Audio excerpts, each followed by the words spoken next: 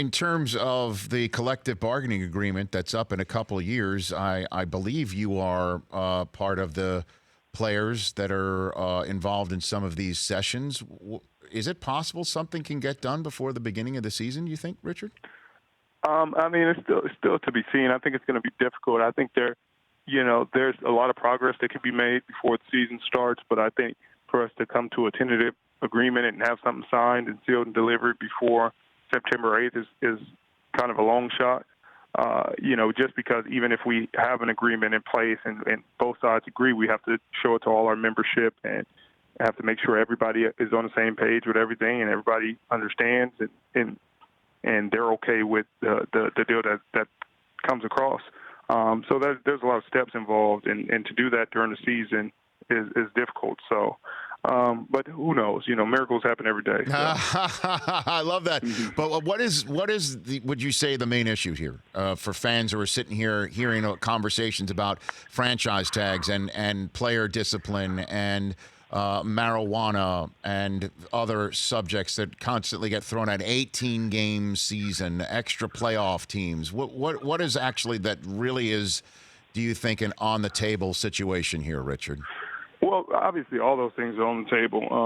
Anytime you're building new stadiums, that's on the table. Just trying to figure out how you get those funded and how to make sure both sides benefit. Obviously, the splitting of the entire pie, the revenue will always be a point of contention for both sides. I think that 18-game seasons in terms of player safety is kind of a no-starter for the players' union for that reason, because you can't talk out of both sides of your mouths in that regard and say you care about player safety and that guys really need to be on the forefront of player safety, and then you say you're putting players in two more situations for them to endanger themselves. And so I think that's something that the league and the PA are both conscious of and conscious of that moving forward. But I think that all those topics that you talked about, commissioner discipline, on the field fines, all those have been talked about and debated hotly in those meetings, and will continue to debate. In terms of player safety, there is a subject that's happening in a training camp up the road in Napa, and I know it's difficult to ask you, Richard Sherman, to comment about other teams' players, but it does appear to be a player safety issue with Antonio Brown's helmet, and the Players Association and the NFL have agreed about red flagged helmets, et cetera, and so forth. What do you think about what is going on with Antonio Brown and his helmet, Richard Sherman?